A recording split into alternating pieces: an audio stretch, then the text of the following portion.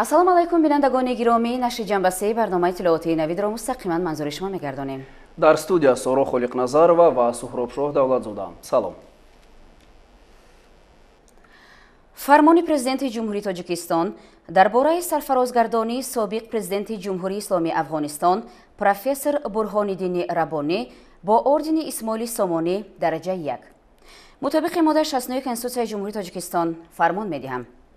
ба ифтихори 30-солагии истиқлолияти давлатии ҷумҳурии Тоҷикистон, собиқ президенти ҷумҳурии исломии Афғонистон профессор Бурҳониддини Раббонӣ барои мусоидат ва миёнҷигарӣ ба баргузории музокироти байни тоҷикон дар солҳои 1993-1996 ва саҳми бузург дар раванди истиқрори сулҳ дар ҷумҳурии Тоҷикистон бо ордени Исмоили Сомонӣ дараҷаи 1 сарфароз гардонида шавад. Президенти ҷумҳурии Тоҷикистон Эмомалӣ Раҳмон шаҳри Душанбе 2 сентябри соли 2021. фармони президенти ҷумҳурии Тоҷикистон дар бораи сарфарозгардонии собиқ вазири мудофиаи ҷумҳурии исломии Афғонистон, қаҳрамони миллии Афғонистон Аҳмадшоҳи Масъуд бо ордени Исмоили Сомонӣ дараҷаи 1. мутобиқи моддаи 69 Конститутсияи ҷумҳурии Тоҷикистон фармон медиҳам. ба ифтихори 30-солагии истиқлоли давлатии ҷумҳурии Тоҷикистон, собиқ вазири мудофиаи ҷумҳурии исломии Афғонистон, қаҳрамони миллии Афғонистон Аҳмадшоҳи Масъуд барои мусоидат ва миёнҷигарӣ ба баргузории музокироти байни тоҷикон дар солҳои 1993-1996 ва саҳми бузург дар раванди истиқрори сулҳ дар ҷумҳурии Тоҷикистон бо ордени Исмоили Сомонӣ дараҷаи 1 сарфароз гардонида шавад. Президенти ҷумҳурии Тоҷикистон Эмомалӣ Раҳмон шаҳри Душанбе 2 сентябри соли 2021. имрӯз асосгузори сулҳу ваҳдати миллӣ, пешвои миллат, президенти ҷумҳурии Тоҷикистон муҳтарам Эмомалӣ Раҳмон ба истиқболи ҷашни 30-солагии истиқлолияти давлатии ҷумҳурии Тоҷикистон бо фармонҳои худ ду тан шахсияти шинохтаи ҷумҳурии исломии Афғонистон, шодравон Бурҳониддини Раббонӣ ва шодравон Аҳмадшоҳи Масъудро пас аз марг бо мукофоти олии давлатии ҷумҳурии Тоҷикистон ордени Исмоили Сомонӣ дараҷаи 1 сарфароз гардониданд. 2 сентябр асосгузори сулҳу ваҳдати миллӣ, пешвои миллат, президенти ҷумҳурии Тоҷикистон муҳтарам Эмомалӣ Раҳмон ба истиқболи ҷашни 30-солагии истиқлолияти давлатии ҷумҳурии Тоҷикистон бо фармонҳои худ ду тан шахсияти шинохтаи ҷумҳурии исломии Афғонистон, шодравон Бурҳониддини Раббонӣ ва шодравон Аҳмадшоҳи Масъудро пас аз марг бо мукофоти олии давлатии ҷумҳурии Тоҷикистон ордени Исмоили Сомонӣ дараҷаи 1 сарфароз гардониданд. дар фармони президенти ҷумҳурии Тоҷикистон дар бораи сарфарозгардонии собиқ президенти ҷумҳурии исломии Афғонистон профессор Бурҳониддини Раббонӣ бо ордени Исмоили Сомонӣ дараҷаи 1 омадааст. ба ифтихори 30-солагии истиқлоли давлатии ҷумҳурии Тоҷикистон, собиқ президенти ҷумҳурии исломии Афғонистон профессор Бурҳониддини Раббонӣ барои мусоидат ва миёнҷигарӣ ба баргузории музокироти байни тоҷикон дар солҳои 1993-1996 ва саҳми бузург дар раванди истиқрори сулҳ дар ҷумҳурии Тоҷикистон бо ордени Исмоили Сомонӣ дараҷаи 1 сарфароз гардонида шавад. дар фармони президенти ҷумҳурии Тоҷикистон дар бораи сарфарозгардонии собиқ вазири мудофиаи ҷумҳурии исломии Афғонистон, қаҳрамони миллии Афғонистон Аҳмадшоҳи Масъуд бо ордени Исмоили Сомонӣ дараҷаи 1 низ омадааст. ба ифтихори 30-солагии истиқлоли давлатии ҷумҳурии Тоҷикистон, собиқ вазири мудофиаи ҷумҳурии исломии Афғонистон, қаҳрамони миллии Афғонистон Аҳмадшоҳи Масъуд барои мусоидат ва миёнҷигарӣ ба баргузории музокироти байни тоҷикон дар солҳои 1993-1996 ва саҳми бузург дар раванди истиқрори сулҳ дар ҷумҳурии Тоҷикистон бо ордени Исмоили Сомонӣ дараҷаи 1 сарфароз гардонида шавад. бояд гуфт ки ордени Исмоили Сомонӣ мукофоти олии давлатии ҷумҳурии Тоҷикистон ба ҳисоб рафта бо фармони президенти ҷумҳурии Тоҷикистон ба шахсони арзанда барои хизматҳои шоён супорида мешавад. ордени Исмоили Сомонӣ аз нуқра сохта шуда ситораи 8 қира мебошад. канораҳои ситора зарандуд ва ситораи 8 қираи нуқрафоми дохилиро ташкил медиҳанд. дар маркази ситора медальёни тасвири барҷастаи зарандуди шоҳ Исмоили Сомонӣ аст. дар давродаври медальён дар ранги кабуди сирдавон дар ҳошияи зарандуд навиштаҷоти Исмоили Сомонӣ бо ҳарфҳои зарандуд اجرا شده است. در قسم پایان مدالیون دو نوده زرندود درخت غور ثبت یافته است. در طرف قفای ستاره رقم آن نقش شده است. تسمه اردن اسماعیل سامانی تسمه پرنیانی رنگ کبود بوده. در کنارهایش رخ زرندود دارد. پهنایی تسمه اردن اسماعیل سامانی درجه 1 100 میلیمتر، پهنایی رخها و مسافه از کنارهای تسمه 3 میلیمتر می باشد. زه آویزه دائمی فلوزی پهناییش 38 میلیمتر، بلندیش 10 میلیمتر بوده. با تسمه پرنیان اردن اسماعیل سامانی روکش شده است. زه اردن درجه 1 در میانه، بندینه قطرش 8 میلیمتر و شیرازه طلا رنگ دارد.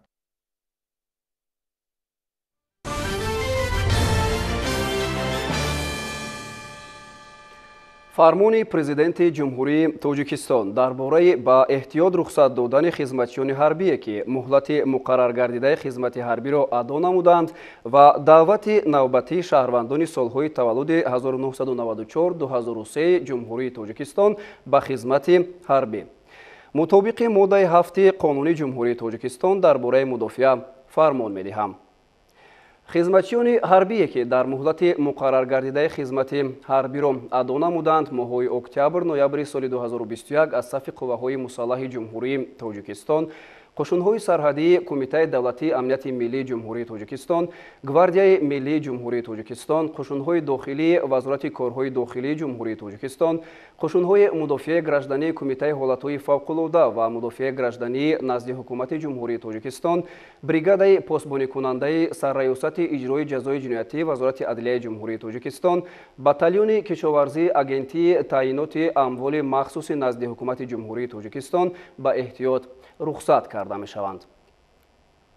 моҳҳои октябр-ноябри соли 2021 шаҳрвандони ҷинси марди то рӯзи даъват ба синни 18 расида, инчунин шаҳрвандони синни калонтари ҷумҳурии тоҷикистон ки ҳуқуқи ба таъхир андохтани муҳлати даъват ё озод будан аз даъват ба хизмати ҳарбиро надоранд, барои хизмат ба сафи қувваҳои мусаллаҳи ҷумҳурии тоҷикистон, қушунҳои сарҳадии Кумитаи давлатии амнияти миллии ҷумҳурии тоҷикистон, гвардияи миллии ҷумҳурии тоҷикистон, қушунҳои дохилии вазорати корҳои дохилии ҷумҳурии тоҷикистон, қушунҳои мудофиаи граждании Кумитаи ҳолатҳои фавқулода ва мудофиаи граждании назди ҳукумати ҷумҳурии тоҷикистон, бригадаи посбоникунандаи сарраёсати иҷрои ҷазои ҷиноятии вазорати адлияи ҷумҳурии тоҷикистон, батальони кишоварзии агентии таъминоти амволи махсуси назди ҳукумати ҷумҳурии тоҷикистон даъват карда шаванд.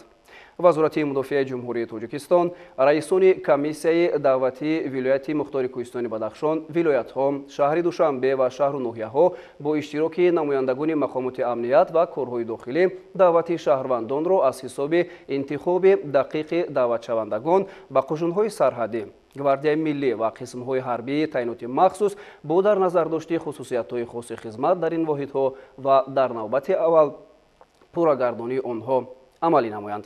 раисони шаҳру ноҳияҳо бо дарки масъулият якҷо бо комиссариятҳои ҳарбӣ барои амалӣ намудани муқаррароти моддаи 34 қонуни ҷумҳурии тоҷикистон дар бораи ӯҳдадории ҳарбӣ ва хизмати ҳарбӣ даъвати муташаккилонаи шаҳрвандонро ба хизмати ҳарбӣ ба роҳ монанд. вазорати фарҳанги ҷумҳурии тоҷикистон, Кумитаи кор бо ҷавонон ва варзиши назди ҳукумати ҷумҳурии тоҷикистон, Кумитаи телевизион ва радиои назди ҳукумати ҷумҳурии тоҷикистон омодагӣ ва рафти даъвати шаҳрвандонро ба хизмати ҳарбӣ ба таври васеъ инъикос намуда хизмати ҳарбиро дар қувваҳои мусаллаҳи ҷумҳурии тоҷикистон ҳамчун вазифаи муқаддаси ҳар як шаҳрванди ҷумҳурии тоҷикистон тарғиб намоянд.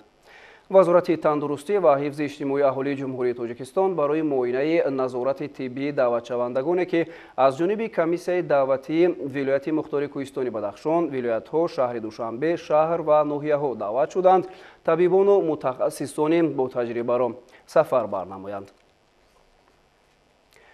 президенти ҷумҳурии тоҷикистон Эмомалӣ Раҳмон шаҳри Душанбе 2 сентябри соли 2021.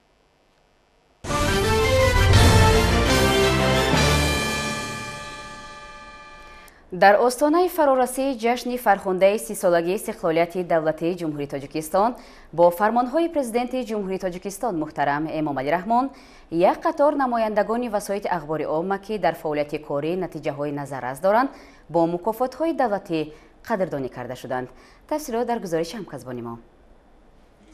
برای خدمت‌های شایسته و فعالیت نظررس در اجرای وظیفه‌های خدمتی در اساس فرمان پرزیدنت جمهوری تاجیکستان محترم امامعلی رحمان در عرفه جشن 30 سالگی استقلال دولتی یک گروه کارمندان و سابقه‌داران کمیته تلویزیون و رادیوی نزد حکومت جمهوری تاجیکستان با مکافات‌های دولتی سرفراز گردانیده شدند که امروز در وضعیت تنتنوی مکافات‌های دولتی از جانب یاردمچی پرزیدنت جمهوری تاجیکستان اوید به مسئله‌های کادرها اسدالله رحمان با کارمندان و سابقه‌داران ساحه تقدیم کرده شد. در مجموع 26 نفر از کارمندان ساحه تلویزیون و رادیو و سابقه‌داران، 14 نفر از کارمندان شبکه‌های تلویزیونی و رادیو با مدال خدمتی شایسته، 8 نفر با مدال 30 سالگی استقلال دولتی جمهوری تاجیکستان و 4 نفر با افتخارنامه جمهوری تاجیکستان سرفراز گردیدند. برای قدرشناسی از رهبریت عالی سیاسی مملکت شخصا از پرزیدنت جمهوری تاجیکستان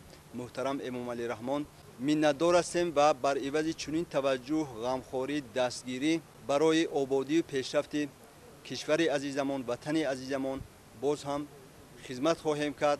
باعث افتخار و سرفرازی است که در عرفه تجدید جشن بزرگ ملی 30مین سالگرد استقلال دولتی جمهوری تاجیکستان گروهی از کارمندان کمیته تلویزیون و رادیوی نزد حکومت جمهوری تاجیکستان از جانب اساسگزار صلح و وحدت ملی پیشوای ملت پرزیدنت جمهوری تاجیکستان محترم امامعلی رحمان قدرشناسی گردیدند و محترم جناب عالی زحمت‌های اهل قلم را به نظر گرفتند و کارمندان کمیته تلویزیون و رادیو نزد حکومت جمهوری تاجیکستان را قدردانی کردند.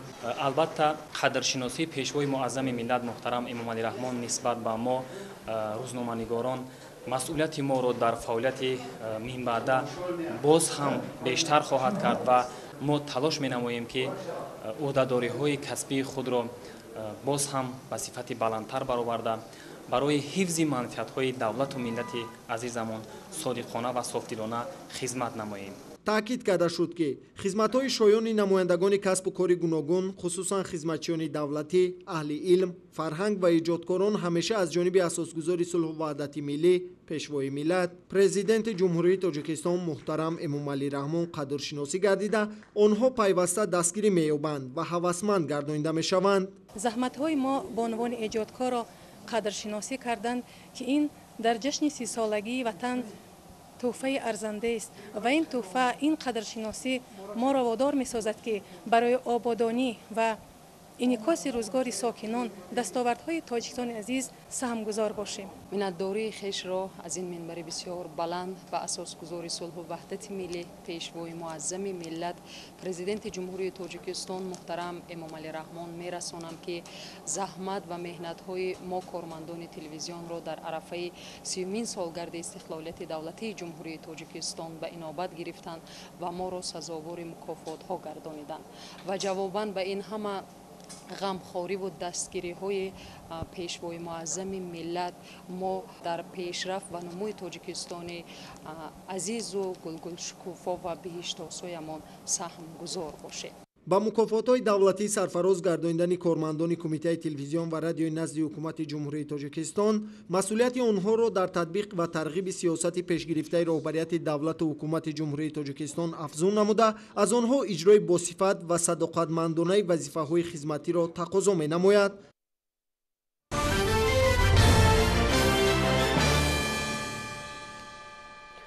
طبق معلومات ریاست تندرستی مقامات اجرایی حکومت دولتی شهر دوشنبه وضع اپیدمیولوژی وابسته به پنجشنبه بیماری سرطان کووید-19 در پایتخت مملکت معتدل میباشد. معلومات بیشتر در گزارش همکاران ما. مسئله بهتر نمودن دسترسی، صفت و ثمرانوکی خدمت رسانی طبی در شهر دوشنبه و رشد شکل‌های نوی کمک اولیه طبی و سانیتری زیر توجه همیشگی رئیس شهر دوشنبه محترم رستم امامعلی قرار دارد. قابل ذکر است که دایر به اجرای دستور و سپارش‌های اساسگزار صلح و وحدت ملی پیشوای ملت پرزیدنت جمهوری تاجیکستان محترم امامعلی رحمان با تشبث و اقدام‌های سازنده رئیس شهر دوشنبه برای پیشگیری کردن پنجشنبه بیماری سرطان کووید-19 و مبارزه بر ضد آن کارهای ثمره بخش انجام داده شدند. این زمان در پایتخت تنها یک مؤسسه بیمارخانه کلینیکی بیماری‌های سرطانی به تبابت بیماران مشغول است که این معلومات از پسشوی سطح سرطانیابی сокинон дарак медиҳад. Дар 3 шабонарӯзи охири моҳи августи соли равон бистаришавии гирифторони ин беморӣ ба қайд гирифта нашудааст. Ҳамчунин ба марказҳои ёрии таъҷилӣ муроҷиатҳои ба бемории коронавирус алоқаманд ворид нашудаанд. аз нимаҳои моҳи август сар карда коҳишёбии ин беморӣ дар беморхонаҳои госпиталӣ дида мешавад. Сабаби асосии коҳишёбии ин беморӣ ин сари ва бо ваксина фаро гирифтани шаҳрвандони шаҳри Душанбе мебошад. Агар як ба рақамҳои оморӣ назар кунем, айни ҳол дар шаҳри Душанбе 570775 нафар аҳолӣ, яъне 92.3% аҳолӣ бо ваксина фаро гирифта шуд. Аз нуқтаи назари эпидемиологӣ сабаби асосии коҳишёбии ин беморӣ дар шаҳри Душанбе ва ҳамаи ҳудудҳои ҷумҳурии Тоҷикистон ин сари вақт бо ваксина фаро гирифтани аҳолии шаҳри Душанбе ва дигар ноҳияҳу шаҳрҳои ҷумҳурии Тоҷикистон мебошад.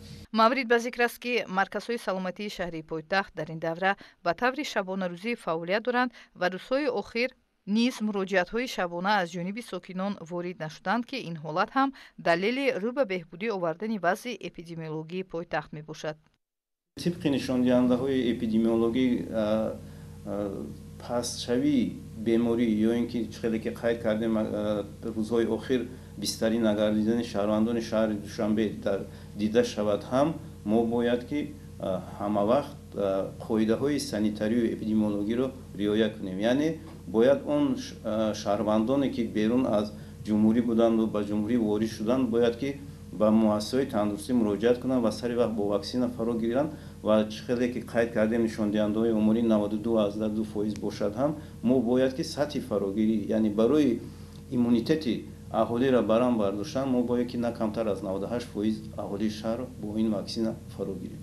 ёдовар мешавем ки барои мубориза бар зидди ин бемории сироятӣ ба мамлакати мо то ба имрӯз ваксинаҳои AstraZeneca Ҳиндустон, Коронаваки Ҷумҳурии Мардумии Чин, Модернаи Иёлоти Муттаҳидаи Амрико ва Спутник V истеҳсоли Федератсияи Россия дар маҷмӯъ 4,706,740 воя ворид гардидааст. Аз ин шумора 890,000 воя ба шаҳри Душанбе супорида шуда, тариқи марказҳои саломатӣ ба беморхонаҳо ройгон дастраси аҳолӣ гардид ки ин ҳама шаҳодати ғамхориҳои пайвастаи роҳбарияту ҳукумати мамлакат ва мақомоти иҷроии ҳокимияти давлатии шаҳри Душанбе мебошад. Сатҳу сифати хизматрасонии тиббӣ ба аҳолии пойтахт зери назорати ҷиддӣ ва доимии роҳбарияти мақомоти иҷроии ҳокимияти давлатии шаҳри Душанбе қарор дорад.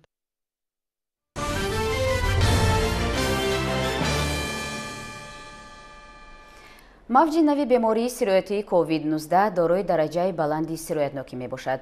миқдори зиёди беморӣ бенишон набуда аломатҳои клиникавӣ надорад ки ин метавонад сабаби ноаён ва тез паҳншавии беморӣ дар байни аҳолӣ гардад. аз ин дидгоҳ табибони ҳамаи беморхонаҳо, марказҳои саломатӣ ва бунгоҳҳои тиббии шаҳру навоҳии вилояти Хатлон барои паст намудани шиддати ин беморӣ дар муассисаҳои тиббӣ ва дигар маҳаллаву деҳот иммунизатсия ва корҳои фаҳмондадиҳиро тақвият мебахшанд. шарҳи бештари мавзӯъ дар гузориши хабарнигорони мо аз вилояти Хатлон. бо мақсади пешгирӣ аз бемориҳои сироятӣ бахусус бемории ҳамагири COVID-19 дар ҳамаи шуъбаҳои беморхонаи марказӣ ва маркази саломатии шаҳри Левакан тадбирҳои беҳдоштӣ хуб ба роҳ монда шудааст. дар баробари корҳои безараргардонӣ дар ҳудуди маркази саломатӣ инчунин ҳамарӯза дар даромадгоҳҳо ҳарорати шаҳрвандон санҷида шуда дастони онҳо бо маҳлулҳои антисептикӣ безарар гардонида мешавад. тибқи иттилоъ айни ҳол дар шаҳри Левакан як маркази саломатии шаҳрӣ, 4 маркази саломатии деҳотӣ, як беморхона ва 11 бунгоҳи тиббӣ фаъолият дорад ки дар нуқтаҳои мазкур сокинон ба иммунизатсия фаро гирифта мешаванд. гурӯҳҳои мақсадноки шаҳри Левакан зиёда аз 31374 аҳолиро дар бар мегирад. мо қариб 50% аҳолиро аз ваксинаи ковид гузарондем. айни ҳол ваксинаи модерна дар нуқтаи иммунизатсияи мо ҳаст. реваксинатсия рафта истодааст ва мо бо роҳи фаҳмондадиҳӣ ҳаракат мекунем тамоми мардуми аҳолии шаҳри Леваканро аз ваксина фаро гирем. то ин рӯз мо 15260 нафар аҳолиро аз ваксина гузарондаем ва инчунин ки ин 50% аҳолиро дар бар мегирад. табибони маркази саломатии шаҳр мегӯянд имкунӣ роҳи боэътимоди ҳифзи саломатии худ ва наздикон аз ҷараёни сироятёбии шадиди COVID-19 мебошад. аз ин рӯ беҳтар аст ки бадани худро пешакӣ аз ваксина омода намуда худ ва атрофиёнро аз ҳама гуна бемориҳо ҳифз намоем. пеш аз ҳама ҳамин қоидаҳои риояи гигиенӣ якум қоидаҳое ки барои пешгирии бемории ковид ва инчунин бедӯшти дастон ва инчунин истифода бурдани ниқоб, масофаи иҷтимоиро риоя кардан ва инчунин ҳангоми ба беморӣ гирифтор шудан тез ба духтури минтақавӣ ё инчунин духтури оилавӣ муроҷиат намудан ва инчунин гузарондани ваксинатсия, яъне ваксина ин яке аз омилҳои пешгирии бемории суръати ковид мебошад. Дар арафаи гузарондани ваксинатсияем ва таҷриба худ нишон дод ки айни ҳол дар шаҳри Левакан ва дар гирду атрофи шаҳри Левакан ҳамин беморӣ айни ҳол вуҷуд надорад. мудири шуъбаи иммунизатсияи маркази саломатии шаҳри Левакан мегӯяд ба ҳамаи бунгоҳои тиббии ҳудуди шаҳр вояҳои ваксина аз ин нуқта тариқи қуттиҳои майдаи сайёр интиқол дода мешавад ва барои имкунии шаҳрвандон табибони ихтисосмандро вобаста намуданд. ҳар як корманди тиббе ки сару кор дорад ба гузарондани иммунизатсия яъне ваксинатро аз тарафи директори маркази иммунопрофилактика хононда шуда соҳиби сертификат ҳамашон шудаанд. То ҳоло дар шаҳри Сарванд ягон орезаи баъди гузарондани иммунизатсие ки мо тариқи сӯзан дорем, яъне Модерна, AstraZeneca, Сеневакс гузарондагӣ то ҳоло ягон орезаҳо рӯй додагӣ нест. дар ноҳияи Абдурахмони Ҷомӣ низ иммунизатсияи шаҳрвандон аз бемории сироятии COVID-19 тақвият дода мешавад. табибони маркази саломатии ноҳия иброз медоранд ки имрӯзҳо аксари сокинон бо масъулияти баланд баҳри ҳифзи саломатии худ ва наздиконашон ба муассисаҳои тандурустии маҳалли зисти хеш муроҷиат намуда ваксина мегиранд. чунин ранг гирифтани кор имкон фароҳам меорад ки дар кӯтоҳтарин муҳлат тамоми аҳолии мақсадноки ноҳия ба ваксина фаро гирифта шаванд. дар ноҳияи Абдурахмони Ҷомӣ бошад то ба имрӯз зиёда аз 23 000 воҳаи ваксина ба маркази саломатии ноҳия аз маркази иммунизатсияи вилояти Хатлон дастрас карда шуд ва ҳамарӯза аз тарафи кормандони соҳаи тандурустии ноҳия алахус кормандони тибби оилавӣ, марказҳои саломатии деҳотӣ, бунгоҳои тиббӣ ҳамарӯза бо мақдори зарурӣ аҳолии ноҳия аз ваксина гузаронда мешавад. чӣ маркази саломатӣ аст, чӣ беморхонаҳои минтақавӣ, беморхонаи марказӣ, дигар марказҳои хусусӣ, кормандони соҳаи тандурустии ноҳия бояд дар ҳамбастагӣ бо даст якдигар гирифта бояд ҳамин маъракаи муҳимро аз сар гузаронем. ба гуфти мутахассисони соҳа ваксинаи зидди бемории сироятии коронавирус барои шаҳрвандони синни аз 18 сола боло ҳатмӣ мебошад. тадбирҳои ба иммунизатсия фаро гирифтани шаҳрвандон ки аз интиқол ва паҳншавии ин беморӣ ҳамагир ҷилавгирӣ мекунад дар ҳамаи шаҳру ноҳияҳои вилояти Хатлон ҳанӯз ҳам идома дошта ва дар беморхонаҳо ва марказҳои саломатии шаҳрию ноҳиявӣ лавозимоту доруворӣ ва таҷҳизоти зарурӣ захира карда шудааст. гузориши Хуршеди Абдуалим Зайниддин Ҳоҷиев барои барномаи иттилоотии Навид аз вилояти Хатлон.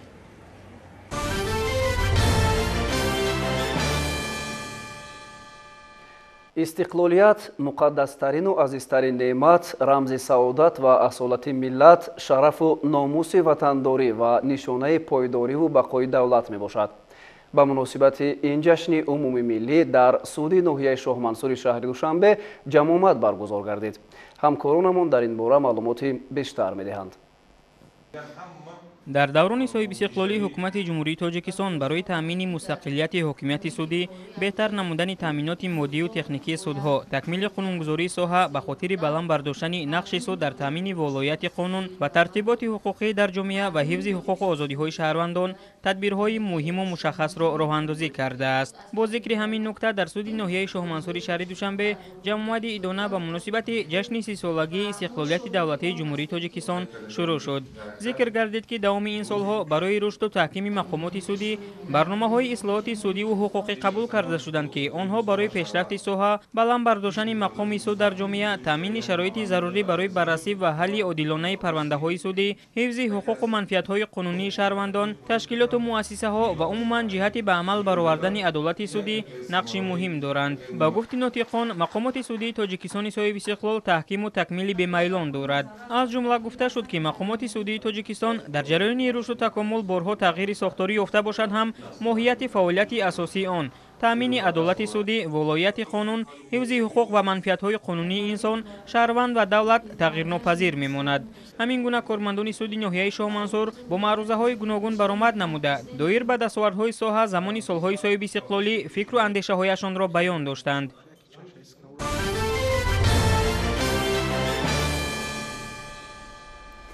بخشیده به 30 سالگی استقلالیت دولتی جمهوری تاجیکستان با اقدام کمیته اجرایی حزب خلقی دموکراتی تاجیکستان در ناحیه واسه تحت عنوان دهه تنتنه‌ها همایش دایر گردید.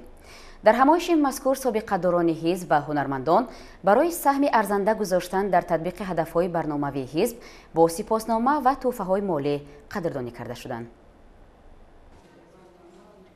زیبا نظر و یکی از سابقه‌داران حزب خلقی دموکراتی تاجیکستان در ناحیه واسه بخشیده به 30 سالگی استقلالیت دولتی جمهوری تاجیکستان با چاره‌بینی حزبی دهه تنتنه‌ها این نامگویی محصول هنرهای مردمی را که محصول دستان خود اوست پیشنهاد کرده است. موضوع و مضمون کارهای دستی خلای زیبا در تصویر و گلدوزی‌ها دعوت به سالمی دوستی اتحاد سرجمی و مطالعه کتاب می‌باشند. او میگوید که این هنر به او از مادرش میراث مانده است. امروز آن را به نورسان جوانان می‌آموزاند. مادرام و مادریای امروز با ما مادر شدیم و فرزندامون تربیت کردن نشون دادیم که همین هنری مادرای ما و هنرای ما بین نرود. فرزندای ما همین هنر کار فعالیتن با زندگی بیشتر فایده دارند که ما بسیار وقت ما همین هنر زندگیمون پیش میبریم. در خدمت هنرهای مردمی در همایش هنرهای مردمی حزب خلقی دموکراتی تاجیکستان بخشیده به 30 سالگی استقلالیت دولتی جمهوری تاجیکستان تحت عنوان دهه تنتنه‌ها همراه با زیباگل نظر و این هنرمندان از جماعت شهرک و جماعت‌های دهات محصول کارهای دستی خود را به نمایش گذاشتند.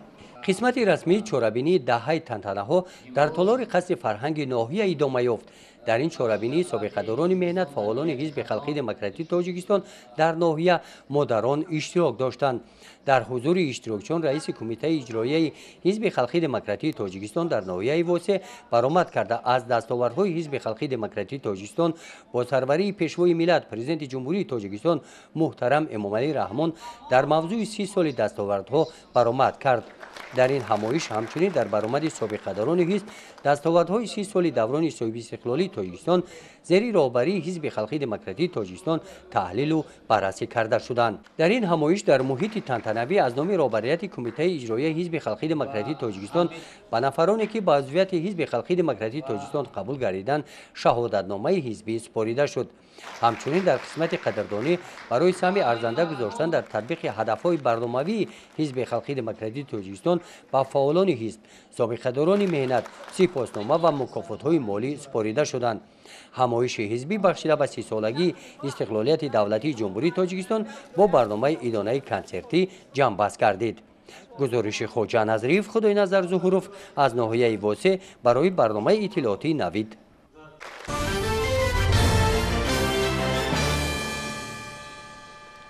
طبق نقشه چورابینی ها بخشیده با استقبال 30مین سالگرد استقلالیت دولتی جمهوری تاجیکستان با ابتکار کمیته اجرایی مرکزی حزب خلقی دموکراتی تاجیکستان چند است که در مملکت چورابینی و همایش‌های فرهنگی و فراغتی و عمومی و سالمگردانی جریان دارند. در دوره این برنامه امروز در شهر وحدت حزبیان جشن 30مین سالگرد استقلالیت دولتی جمهوری تاجیکستان را استقبال کرده سابقه‌داران و اعضایان فعال حزب با تحفه‌ها قدردانی شدند. با تشکیل یک چوره‌بینی فرهنگی فراغتی بخشیده به 30مین سالگرد استقلالیت دولتی جمهوری تاجیکستان که از جانب کمیته اجرایی حزب خلقی دموکراتی تاجیکستان در شهر وحدت برگزار شد، فعالان و سابقه‌داران و جایزه‌داران مسابقات فوتبال خرد میان دسته‌های جماعت و شهرک‌ها برای دریافت جام حزب خلقی دموکراتی تاجیکستان قدردانی شدند. در کار همایش تنتنوی نماینده کمیته اجرایی حزب خلقی دموکراتی تاجیکستان رهبریت حزب در شهر وحدت و فعالان سخنرانی کرده نقش حزب را در سازندگی و بنیادکاری و فراهمسازی زندگی شایسته برای مردم نیک ارزیابی نمودند. تاکید گردید که دوام سالهای صاحب استقلالی مملکت تحت رهبری پیشوای ملت محترم امامعلی رحمان در همه سمت‌های خوجگی خلق کشور پیشروی‌های نظررس به چشم رسیده، سطح و صفت زندگی مردم نیز بهتر و خوبتر گردیده ایستاده است. ساخته با استفاده دادن صدها مؤسسه‌های نوی تعلیمی، بنگاه و مرکزهای سلامتی، کارگاه و کارخانه‌های خرد و بزرگ و به همین وسیله تامین اهالی با کار ارزنده خود نشانه پایداری صلح و ثبات و استقلالیت کامل کشور است که به مردم تاجیک میسر گردیده است. در همین راستا به خاطر ارجگذاری به خدمت‌های نظررس در پیشرفت کشور به یک قطار سابقه‌داران و حزبیان فعال تحفه و سپاسنامه‌های دستگاه مرکزی حزب و کمیته اجرایی حزب شهر وحدت سپرده شد. همچنین بازیگران بهترین و غالبان مسابقات فوتبال میان دسته‌های جماعت و شهرک‌ها که برای دریافت جام حزب خلقی دموکراتی تاجیکستان در 2 مرحله برگزار گردیده بود، نتیجه گیری کرده شده بهترین‌ها با مکافات‌ها قدردانی شدند. باید قید نمایم که تا برگزاری این چهاربینی در شهر وحدت یک از جانب کمیته اجرایی حزب خلقی دموکراتیک تاجیکستان در شهر وحدت با دستور کمیته اجرایی مرکزی حزب یک قطار چهاربینی ها دایر گردیده بود و خوشبختانه در این مجلس تنتنوی ما غالبان و پیصفان را با مکافات های تحصیل دادهمان سرفراز گرداندیم، هوسمند گرداندیم که این باعث سرفرازی همه ماست و باوری داریم که آینده نیز چهاربینی های دیگر بخشیده به استقلالیت دولتی، بخشیده به دیگر صحنه‌های مهم تاریخی گذرانیده می شود و باعث سرفرازی خوشنودی ما خواهد گردید. باید بگویم که بخشیده به این چهاربینی در شهر وحدت نقشه چهاربینی های آبادانی و سازندگی به تحصیل رسیده بود که 612 بند را تشکیل میداد و تا امروز خوشبختانه همه آنها در عرفه انجامیابی قرار دارند.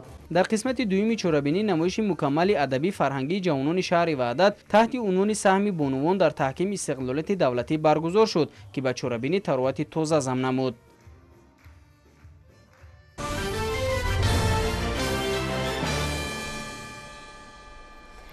در دایره آمادگی‌ها به تجلیل 30مین سالگرد استقلالیت دولتی جمهوری تاجیکستان، تجدید و از نفسازی فرودگاه‌های بین‌المللی مملکت به نقشه گرفته شده. تامین کردن آنها با تکنیک و تجهیزات معاصر و تا به درجه معیار و طلبات بین‌المللی بلند برداشتن سطح خدمت رسانی یکی از سمت‌های مهم فعالیت ساختار و مقامات دخلدار به حساب می‌رود. فرودگاه بین‌المللی کلوب دوامی سالهای صاحب استقلالی تاجیکستان با این طلبات موافق گردانیده شده، آن زمان با صفت یکی از بهترین فرودگاه‌های جمهوری فعالیت دارد. شرح موضوع در گزارش همکاران ما از شهر کلوب. بعد تعمیر و از نوسازی و وسیع نمودن خط پرواز فرودگاه بین‌المللی کلوب در سالهای صاحب استقلالی امکانیت‌های نوی قبول و گسیل هواپیماها فراهم گردیده، در عین حال از شهر کلوب در یک هفته 32 پرواز به ممالک دور نزدیک صورت می‌گیرد که خدمت رسانی این سمت برای مسافران در سطح بلند برآورده شده است. چیزی که به همه ما شما معلوم است از 18 مارس سال 2020 وابسته به پیشگیری پنهانشوی بیماری کرونا ویروس کووید 19 از فرودگاه بین‌المللی کلوب اجرای خط‌سیرها قطع کرده شدند. آخرهای ماه نوامبر سال 2020 باز ما فعالیت را سر کردیم. حالا از فرودگاه بین‌المللی کلوب در هفته 32 خط‌سیر به شهرهای فدراسیای روسیه اجرا کرده می‌شوند.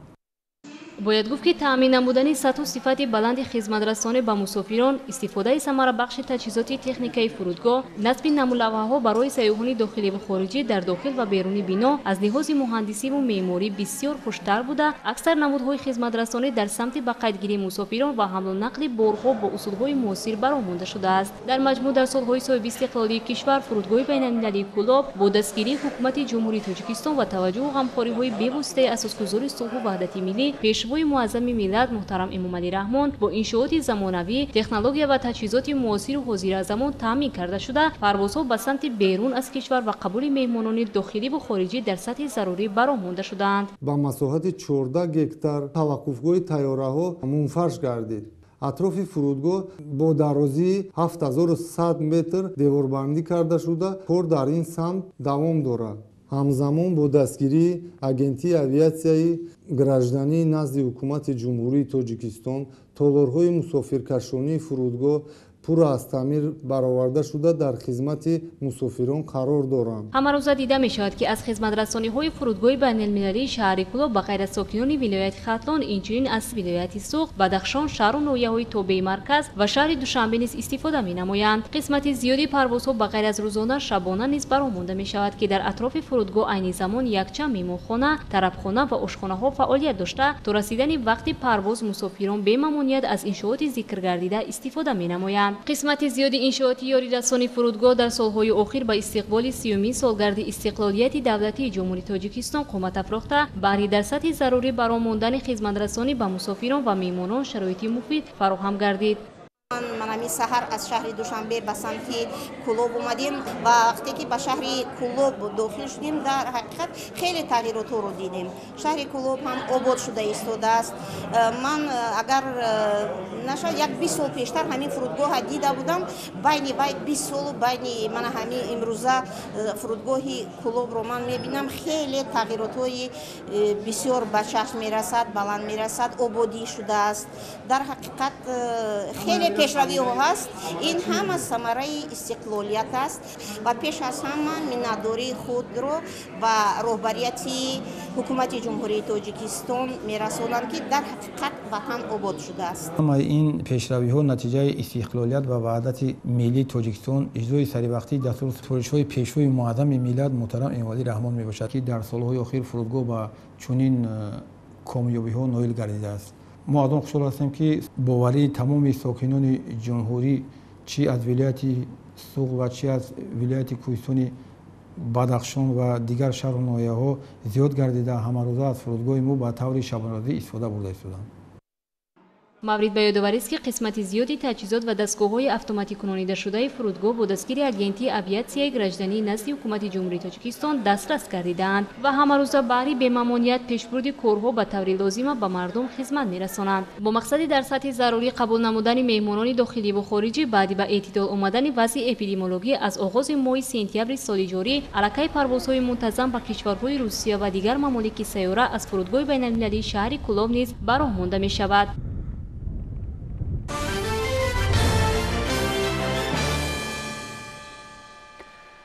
имрӯз сарвазири ҷумҳурии Тоҷикистон Қоҳир Расулзода бо ҷараёни корҳои сохтмонӣ дар нерӯгоҳи барқи оби Роғун шинос шуд.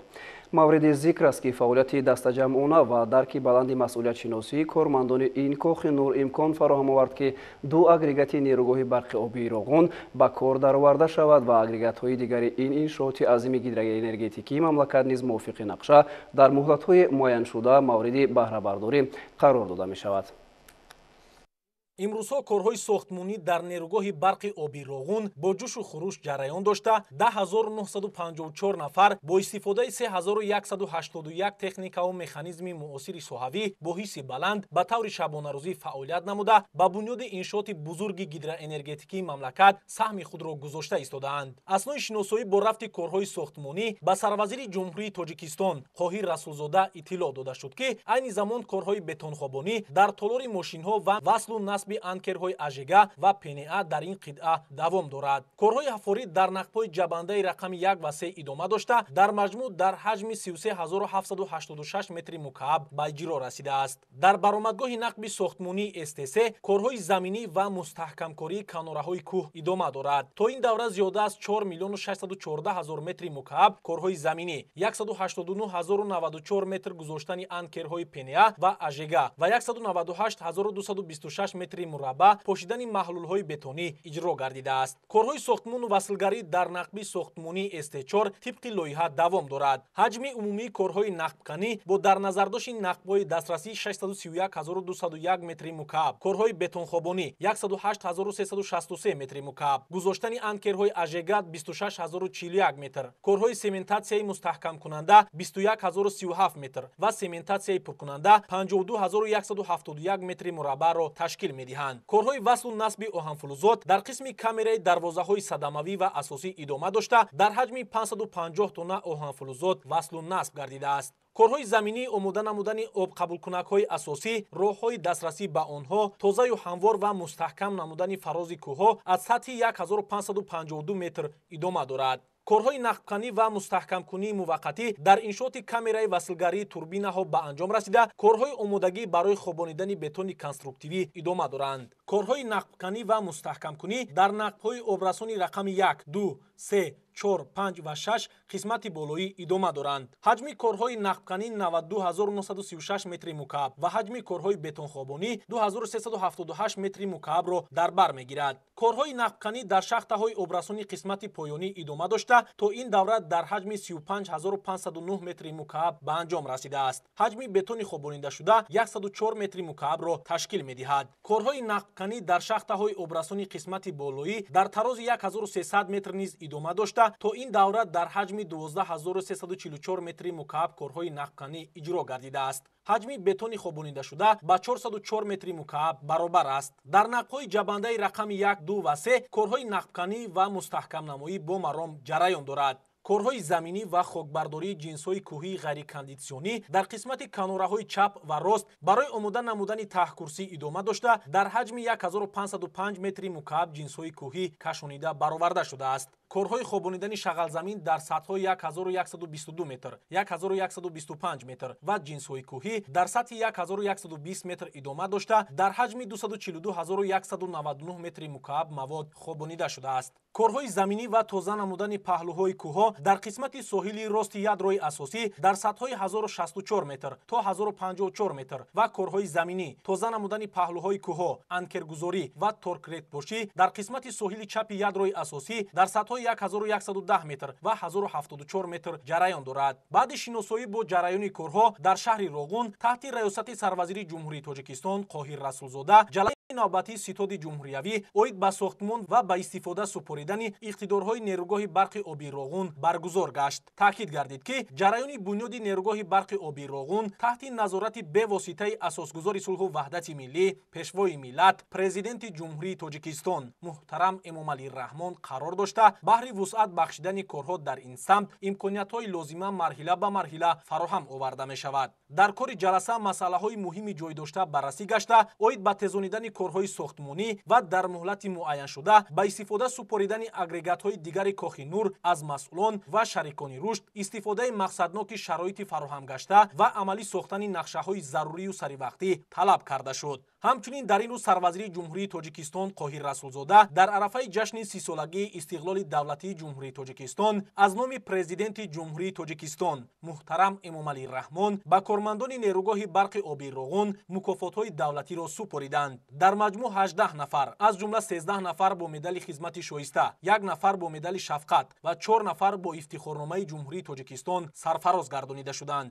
саҳм гузоштан дар бунёди иншооти муҳиму тақдирсоз нерӯгоҳи барқи оби Роғун ки онро сарвари давлат муҳтарам Эмомалӣ Раҳмон кохи нури Тоҷикистон ва ҳаёту мамоти мардуми тоҷик номида буданд, барои ҳар як фарди худшиносу ватандӯст мояи ифтихор ва шарафмандӣ аст. сарвазири мамлакат Қоҳир Расулзода дар рафти супоридани мукофотҳои давлатӣ таъкид намуд ки сарвари давлат муҳтарам Эмомалӣ Раҳмон заҳмати содиқонаи ҳар як корманди ин иншооти бузурги гидроэнергетикии мамлакатро қадр менамоянд ва сарфароз гардонидан бо мукофотҳои давлатӣ нишонаи сиёсати муваффақонаи роҳбарияти давлату ҳукумати кишвар аст.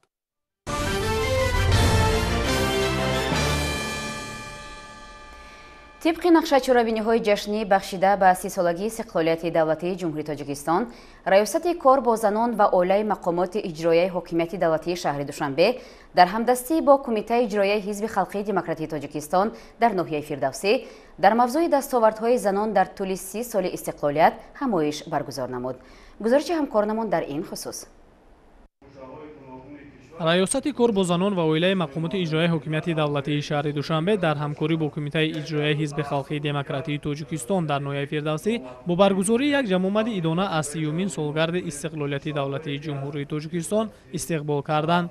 дар ин ҷамъомат вакилони маҷлиси намояндагони маҷлиси олии ҷумҳурии тоҷикистон, собиқадорон, фаъолон ва коршиносону муҳаққиқон иштирок намуда дастовардҳои занонро дар тӯли 30 соли соҳиби истиқлолии кишвар нек маънидод карданд. зикр рафт ки ҳукумати ҷумҳурии тоҷикистон дар доираи 57 санади меъёрии ҳуқуқӣ шурӯъ аз рӯзҳои аввали соҳиби истиқлолии кишвар талош менамояд ки мавқеи зан модар дар ҷомеа баланд бардошта шавад. ба таъкиди иштирокчиён қабули як силсила фармонҳои президенти ҷумҳурии тоҷикистон, қарорҳои ҳукумати мамлакат, консепсияҳо ва нақшаву барномаҳои давлатӣ ба баланд бардоштани мақоми зан такони ҷиддӣ бахшид. натиҷа ҳамин аст ки имрӯз зани тоҷик дар баробари анҷом додани рисолати модарии хеш ҳамзамон барои ободиву созандагии ватан талош менамояд. ба тавсиф расидани фармони президенти ҷумҳурии тоҷикистон дар бораи тадбирҳои баланд бардоштани мақоми зан дар ҷомеа ва қабул гардидани як қатор барномаҳои давлатӣ вобаста ба ҳаёт ва фаъолияти зан ва бонувони кишвар шаҳодати он аст ки имрӯзҳо занон метавонанд дар ҳама соҳаҳои ҷамъият, дар ҳама шохаҳои ҳокимият кору фаъолият намоянд. зина ба зина болон рафтани нақши зан дар ҷомеа ва ба дастовардҳои назаррасноил гардидани занону бонувони кишвар маҳз бо ташаббусу дастгириҳои асосгузори сулҳу ваҳдати миллӣ, пешвои миллат, президенти ҷумҳурии тоҷикистон муҳтарам Эмомалӣ Раҳмон мебошад. ҳамчунин дар ин рӯз дар кумитаи кор бо занон ва оилаи назди ҳукумати ҷумҳурии тоҷикистон бахшида ба ин санаи фархонда чорабинии сиёсию маърифатӣ бо иштироки занону бонувони кишвар доир гардид. зимни чорабинии мазкур нахуст роҳбари ин ниҳоди давлатӣ иштирокчиёнро ба муносибати бузургтарин ҷашни миллӣ 30-юмин солгарди истиқлолияти давлатии ҷумҳурии тоҷикистон муборакбод намуда озодиву истиқлолияти давлатиро беҳтарин неъмат барои миллати тамаддунофари тоҷик арзёбӣ намуд. در تدبیر مذکور اشتراکیان از دستگیری‌های همیشگی پیشروی ملت محترم امامعلی رحمان در سمت بلند برداشتن موقع زنان در جامعه مخصوصاً یادآوری کردند. زیرا در درون صاحب استقلالی ملی محض در زمینه امکانیت‌های فراهم آورده دولت و حکومت جمهوری تاجیکستان زنان امکان پیدا کردند که با اراده و مسئولیت بلند در تمام ساحه‌ها فعالیت پرثمر نشان می‌دهند. در عرفه تجلیل این سنه فرخنده از جانب کمیته کار با زنان و اویله نزد حکومت جمهوری تاجیکستان به چندین زنان فعال سپاسنامه و افتخارنامه تقدیم کرده شد.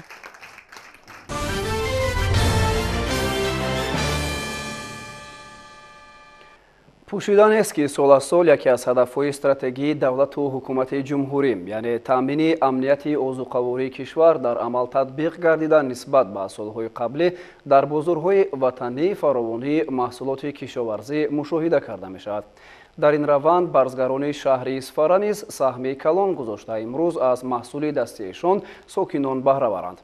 کооператیو استحصالی کشاورزان نوگیلم از زمره خوجگی‌های سرسوهای این شهر صنعتی بوده عین حال اهل زحمت آن با جمع‌آوری سبزیجات از جمله پمیدور مشغولند. ادامه موضوع در تهیه همکارانمان. کооператیو تجارتی کشاورزان نوگیلم شهری اصفهان در سمت استفاده ثمرناک آب و زمین، رشد ساحه باغپروری و افزون نمودن حجم محصولات کشاورزی فعالیت پرثمر دارند. امسال در اینجا جهت سهمگیری در تأمین استقلالیت اوضاع‌قواری مملکت در میدان زیاده از 50 گکتار پومیدور کشت نموده با استفاده از تخمی و کوچک‌های نوی سرحاصل پومیدور، رعایت قاعده‌های اگروتکنیکی و آب و اوضاع‌دهی سریع موفق گردیدند که حاصل با صفت و فراوان پرورش نمایند و اینک معرکه جمع‌آوری حاصل پومیدور ادامه دارد و حاصل فراوان است. دهقانزن سعادتخان یگامووا میگوید که ما هر روز در صحرا کار میکنیم و پومیدور پرورش میکنیم. هرچند حاصل فراوان و با نرخ‌های 150 درم 2 سامانی به خریداران پومیدور پیشنهاد میکنند، اما برخی از صاحبکاران و مغازه‌ها به انصافانه در شهر اصفهان به طور خود در مغازه‌هایشان پومیدور با نرخ 5 تا 7 سامانی به سودا گذارند که از این کار فروشندگان دهقانان در حیرتند. در موسم امسال که در مساحت 50 گکتار کشتی پومیدور گذرانده بودند، غنوچین دوام دارد. من چه خیلی که دیدید در صحراها حاصل فراوان می باشد و مطابق با مصلحت متخصصان ما زیاده از 10 نمودهای پومیدور، نوهای پومیدور آورده کش کرده بودیم که یک قسمش محصولاتش به بازار نگرانده شده، باقی موندهش کارخانه‌های برای تامین کارخانه‌های کارخرد با اشیاء خام از برای استحصال خمیره پومیدور، افشوره پومیدور و دیگر محصولاتی که از پومیدور میشود نگران شده است. با همین روز سهامداران خارجی نزدیک 500 تن پومیدور استحصال کرده و بازارهای شهر اصفهان ولایت و جمهور گسیل کرده.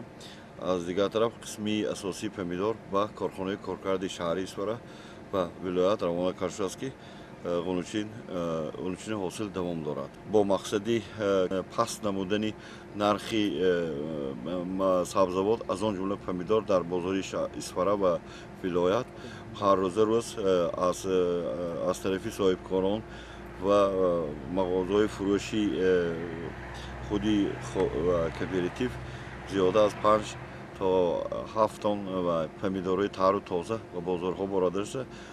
نرخ پومیدور از کاهش یافته شده است و حرکت میکنیم که بسیارتر طلبات مردم رو تامین کنیم و در این نتیجه نرخ پومیدور از اون سبزیجات از اون جمله پومیدور پست شود. همزمان در خواجگی در میدانهای خالی شده از گندم در 120 گکتار کشتی تکراری زراعت‌ها گذرانیده شده است که نگاهبین و پرورش زراعت‌ها موافق به قاعده‌های اگروتکنیکی به راه گذاشته شده‌اند. مثلا در 50 گکتار مکه دان، در 25 گکتار مکه سیلاس، آفتاب پرست، سبزی، ترب، شلغم، لوبیاگی‌ها نشأونمای خوب دارند.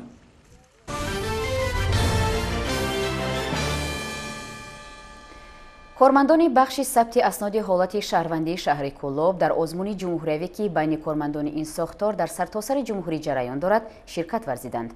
همکاران ما در شهر کلوب رفتی برگزاری آزمون را پیگیری کردند. توجه کنید. در شهر کلوب کارمندان بخش ثبت اسناد حالت شهروندی در آزمون جمهوریوی فرهنگی و معرفتی بهترین مدیر، بهترین کاتب جماعت، بهترین حسن خط، بهترین بویگانی، بهترین سخنور و بهترین خدمترسان که بین کارمندان بخش ثبت اسناد حالت شهروندی دایر گردیده ایستاده است شرکت ورزیدند. چون انانه در درآمدگاه بینای بخش ثبت اسناد حالت شهروندی نمایش محصولات هنرمندان که بازگو از تاریخ و مدنیت خلق تاجیک میباشد و معرض دید گذاشته شد. هیئت حکمان آزمون نخست از طرز حجت‌نگاری، کار کارمندان با تجهیزات معاصر، کامپیوتر و برنامه‌ها، نگهداری حجت‌ها در بایگانی و رفع کتاب‌های آن، حسن خط و فعالیت کاتبان جماعت‌های دهات دیدن کردند. در حالت تنتنوی عقد نکاح یک جفت نوخانه‌داران گذرانیده شده به آنها تحفه‌ها و شهادتنامه عقد نکاح سپریده شد. کودکان نوزاد نیز صاحب شهادتنامه شدند. بخشیده به سزاوار پیشواز گرفتن جشن 30 سالگی استقلالیت دولتی جمهوری تاجیکستان، آزمون جمهوریوی معرفتی فرهنگی بهترین مدیر، بهترین کاتب جماعت، بهترین حسن خط، بهترین خدمترسان، بهترین بایگانی را برگزار نمود. در همایش مذکور سابقه‌داران مهنت ساحه ثبت اسناد حالت شهروندی حضور داشتند و اینچنین در این همایش با یک تن نوخانه‌داران شهادتنامه عقد نکاح در فضای تنتنوی سپریده شد و اینچنین به یک چند نفر طفلکان طبق نامگذاری فهرست نام‌های ملی نام‌های نیک گذاشته آنها را شهروندان جمهوری تاجیکستان اعلان نموده با شهادتنامه تولد تامین نمودند. کارمندان ثبت اسناد حالت شهروندی و مهمانان به تولدخانه شهری رفته به چند نفر طفلک نوزاد شهادتنامه تولد را رایگان و تحفه‌ها سپاریدند.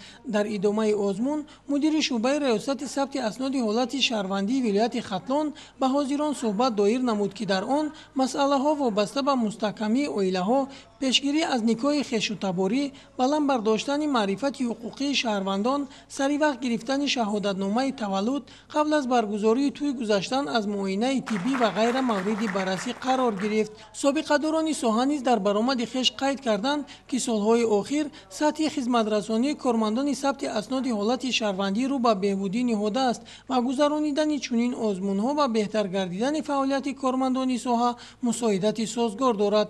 در حالت تنتنوی به چند نفر کارمندان ثبت اسناد حالت شهروندی و سابقه‌داران و فعال زنان اعضایان عائله‌های نمونوی افتخارنامه و تحفه‌ها سپریده شد.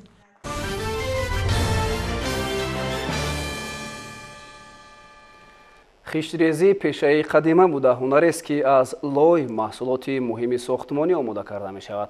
این ساحه هنرمندی در بین مردم تاجیک از دوره‌های قدیم معروف و معلوم است. در تجدید قلعه خوجند گروه خشتریزان محلی از حساب زنها جلب گردیده تلاش می‌کنند که این کار را صفتاً خوب به انجام رسانند. تفصیلاتی بیشتر در مطلب نوبتی برنامه. خاک از استراشان و استوها از دهه خسیورز ناحیه باباجان غفوروف از ماه مای در موضع تاریخی قلعه خوجند استوها به استحصال خشت محلی مشغولند. این خشت با حجم و طرز تیار کردن از خشت‌های کارخانه امروزه فرق می‌کند. خاک و آب را دو نفر استوها با پایشان آمیخته می‌کنند. برای آماده کردن اشیاء خام خشت مهنت زیاد لازم است. بعد تیار کردن لای آن را می‌خوابانند، یعنی تا روز دیگر میمانند. اگر لای خوب آمیخته نشود خشت به صفت و به قوت می‌آید. من تو 2003 هستیم من خودم قشم می‌ریزم. ما قشته معقول کرده استخدام ما ایران اومدن رئیس اجتماعی ریخته نشان دادیم معقول شد ایران اومدن من از ریختیم قشته‌ای 7 نمود 6 نمود قشم می‌ریزیم ما همین کلونش سر کرده 15 30 14 28 13 27 رازمری پختی کلونش هم مایده شای همون رازمیرای آخر قش می‌ریزیم. لایش نقص کرده میخوایم میگرانیم. زولفیا اوستوی است که 12 سال سابقه کاری دارد. او به 3 سال بیش از 7 نمود خشتی محلی که حجمشان گوناگونند مشغول است. در مجمع تاریخی قلعه خوجند او همراه زنان همسایه در یک روز تا 2000 خشت استحصال میکند. قش می‌ریزیم. همسایه ها میبیامن هممو می‌ریزیم. من خلق آمده خرده میبروند. اپشتی همون من زندگی هامو میگذرد. من سید فرزندم من خوشدامنم نگاه کرده آب و اوقات میکنن. من ما اینجا شوهرم دستگیری کنیم گفته آمدیم. در انشاءات قلعه خوجند همراه زلفیه 15 نفر به عنوان کار میکنند. پیش اون زنان و مردانی که به 3 سال غشت مشغولند. یک مسئله تا مهلت تعیین شده 3 سال کردن 3 میلیون دانه غشت به نقشه گرفته شده است. توسط این غشت ها به درازای تمام قلعه خوجند دیواری پخسه برای از ویرانشوی نگاه داشتن دیواری کهنه قلعه ساخته می شود.